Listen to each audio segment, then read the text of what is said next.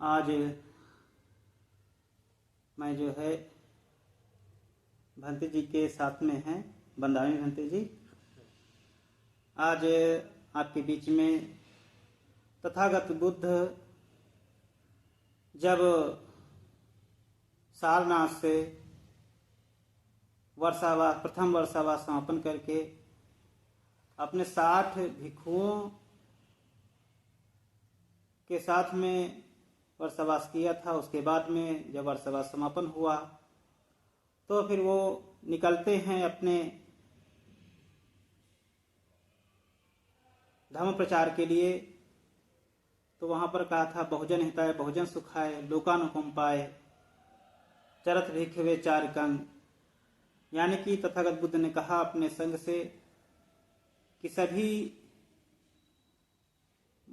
बहुत जनों के कल्याण के लिए आप लोग चारों तरफ फैल जाइए। तो सारे भिक्षु लोग निकलते हैं और तथागत बुद्ध अपना जो है राजगीर तरफ चल देते हैं और चलते चलते अपना एक जो है संत मंडली होती है, उसमें उर्वेल कश्यप, नदी कश्यप, गया कश्यप 3 भाई थे और तीनों भाइयों को जो है धम्मदेशना देते हैं। तो वो धम्मदेशना में भंते जी और दोनों लोग धम्म पर ही चर्चा होगी। तो उसमें जो सूत्र है कौन सा सूत्र है भंते जी? कलाम सूत्र। कलाम सूत्र है। कलाम सूत्र में महत्वपूर्ण क्या चीज बताए हैं तथागत बुद्ध ने? तथागत बुद्ध ने बताया है 7 चीजें ऐसी बताई हैं जो सर्व मानव के कल्याण के लिए है।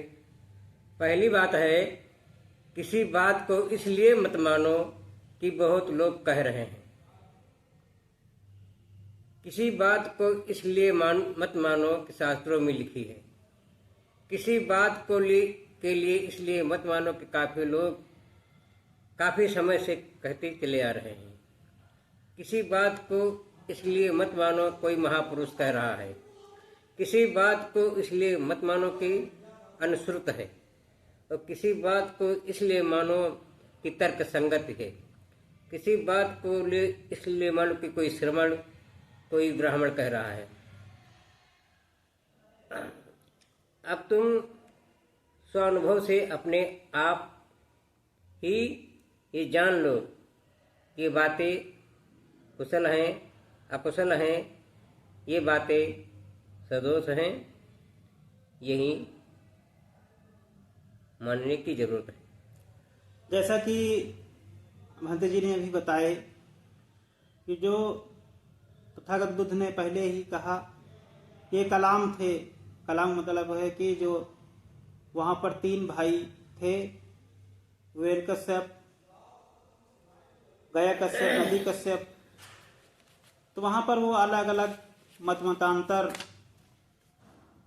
की बातों को जो है रख रहे थे तब, और बहुत सारे जो है धर्म ग्रंथों में जैसा लिखा था वैसा वो मान रहे थे। तो उस पर चर्चा होती है। तब उन्होंने कहा था, है ना भंते जी? इस पर चर्चा हुई थी कि उन्होंने कहा था कि हमारे ग्रंथ में ये लिखा हुआ है, हमारे शास्त्र में लिखा हुआ है, इसलिए हम मान रहे हैं। तो इसी पर चर्चा की थी भंते जी। ऐसी भी चर्चा की थी। क्या चर्चा की थी उसको जरा खोल करके बताएंगे? कहा था कि किसी मोटी मोटी पुस्तकों में लिखी है उसको मत मानिए, और किसी बात को इसलिए मत मानो कि बहुत लोग कह रहे हैं। किसी बात को लिए इस मानो कि शास्त्रों में लिखी है।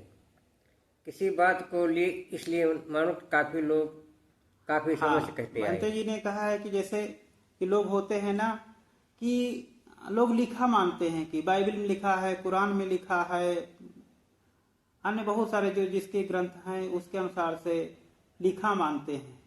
लिखा में बहुत सारी ऐसी बातें होती हैं जो मानव कल्याण के लिए होती हैं, और ऐसी बातें होती हैं जिनसे मानव का अहित ही होता, कल्याण नहीं होता है। तो तथागत बुद्ध ने इसको कहा कि जो जैसे आपके तर्क कोई भी कह रहा है, किसी ग्रंथ को कह रहा है, तो ग्रंथों में जो लिखा है वो पूर्ण क्या सत्य है, तो इसका खंडन किया था तथागत बुद्ध ने। यस। तो हमको जो भी है अपने, इसका मतलब था कि जो हमारे संत महापुरुष बाद में हुए, जैसे कबीर साहब हैं, उन्होंने क्या कहा था, पढ़ पढ़ के पथरब है और बक बक बौराना और नालत ऐसी जिंदगी जिन सत्य न जाना। कि उन्होंने तथागत बुद्ध की ही वाणी कही कि बहुत मोटे मोटे ग्रंथ होते हैं, लोग पढ़ते हैं, जैसा लिखा है वैसा मानते हैं, और उसमें अपनी बुद्धि का उपयोग नहीं करते हैं। उसमें क्या है क्या नहीं है, क्या अच्छा है, सही है कि सही नहीं, जो चीज सही है तो सही है, और जो असत्य है उसको भी जो है वो उसका डिस्कस तर्क अनुसार नहीं निकालते हैं। तो तथागत बुद्ध ने कहा था कि जो बड़े बड़े धर्म ग्रंथ हैं, जो भी बड़े बड़े जिसके भी ग्रंथ हैं, तो उनको सही तरीके से अध्ययन करने के बाद में जो सही है उसको माना जाए, है ना बंते जी? हाँ, यस। और इसमें लिखे हैं कि जो कहते हैं कि हमारे ये जो है मानने वाले हैं, बड़े बड़े योगी हैं, महर्षि हैं, महात्मा हैं, पैगंबर हैं, ऐसा कहे हैं, तो तथागत बुद्ध ने इसका भी खंडन किया है ना? हाँ, किया है कि कोई महापुरुष कह रहा उसको मत मानिए, जांचिए परखने के बाद जो सही उतरे वही मानिए। मतलब कि हम कोई भी कहता है उसकी वाणी को अच्छी तरीके से एनालिसिस करें, उसका जो है हम चिंतन करें, मनन करें, है ना? जो चिंतन मनन करने पर जो चीज हमको महसूस होती है कि ये सही है, तो उसको हम माने, है ना? हाँ। तो हम सबको जो है कोई भी कह रहा है तो हम उसको सत्य ना मान लेके पूर्णतया सत्य ही होगा, उस पर हम चिंतन करेंगे, मनन करेंगे, तब उसको हम सत्य मानेंगे। और उसमें कहा था कि जो लोग होते हैं कि बहुत सारे लोग मान रहे हैं कि वहां पर ऐसा होता है, वहां पर ऐसा होता है ना? बहुत सारे लोग मान रहे हैं, तो हम भी वही चीज मान रहे हैं, है ना? तो इसको भी तथागत बुद्ध ने जो खंडन किया था। हाँ, इसको भी खंडन किया था। तो भीतर की कसौटी खरा करिए, और खरा करने पर तभी मानिए। मतलब कि जैसे कोई चीज है कि बहुत सारे लोग मान रहे हैं, तो वो भीड़ दिखती है लोगों को, जो जिधर चल पड़ते हैं वैसे ही लोग चल पड़ते हैं। तो हमको भीड़ दे करके उसके साथ में नहीं बहना है, उसके साथ में नहीं रहना है। हमको समझना है कि ये भीड़ किधर जा रही है, किस ओर जा रही है। हमको अपने तर्क बुद्धि से ही जो है उसको समझ करके उस तरफ चलना चाहिए। यही तथागत बुद्ध का मत है ना? तो हमको, हम सब लोगों को जो है ध्यान देना चाहिए कि बहुत सारे लोग होते हैं कि अपना भीड़ दे करके कहीं भी कुछ भी, बहुत सारे लोग मत होता है कि हाँ ये कह रहे हैं, ये कह रहे हैं सही होगा नहीं। उसको हम पूरी तरीके से समझें, जाने, तब उसको हम माने, फॉलो करें। हाँ।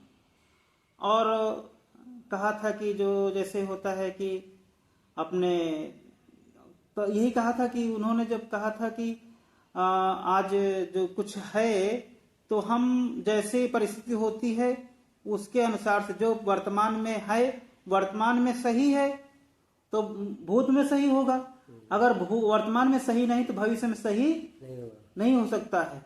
हर परिस्थिति में भूतकाल, भविष्य काल, वर्तमान काल, जो तीनों कालों में किसी भी प्रकार का जो है परिवर्तन ना हो, और क्या कहते हैं कि उसमें बदलाव ना आए। जैसा प्रमाणित है आज प्रमाणित है वैसा ही कल भी प्रमाणित हो, है ना? यही तो तथागत बुद्ध ने कहा था। तो हमको जो है, हम जो चीज मान रहे हैं, जैसे हम अपना समझते हैं कि आज हम मान लिया हम किसी सवाल को हल करते हैं, जैसे हम 2 और 2 जोड़ा जाता है तो कितना होता है? 4 होता है। तो 2 और 2 4 होता है, हम अभी जोड़ रहे हैं तो 4 होगा। मान लिया हमारे जो है कोई माता पिता लोग जो है के समय जोड़ा जाता है, कितना होता है? 2 और 2 4 होगा, 4 ही होगा ना। तो ऐसे मान लिया जैसे आज से हम 10 साल के पहले बाद में जोड़ेंगे तभी 4 होगा, तभी 4 होगा। तो मान लिया हम अभी लखनऊ में जोड़ रहे हैं, है ना, लखनऊ में जोड़ रहे हैं तो 4 होगा। और मान लिया हम जो है यहाँ लखनऊ ना जा करके हम जो है प्रतापगढ़ में जोड़े जाके तो कितना होगा? तभी 4 होगा, तभी 4 होगा। तो इसका मतलब है कि हम जो जैसा है वो ऐसा ही, चाहे जहां जाए तो उसका जो प्रमाणिकता है वो प्रमाणित ही वैसा ही रहेगा। अगर हम कोई चीज अच्छी ग्रहण कर रहे हैं तो अच्छी होगी, कहीं पर दूसरी चीज नहीं होगी, है ना।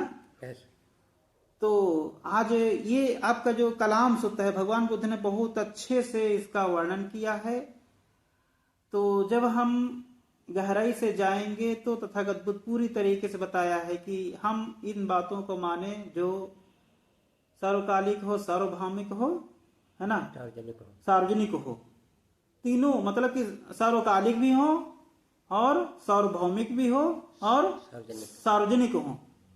अगर ये 3 प्रकार से सही मानी जाती है तो हम सही माने, अगर तीनों प्रकार से सही नहीं मानी जाती है उसको हम नहीं मानेंगे, असत्य ही रहेगी, सत्य नहीं हो सकती है।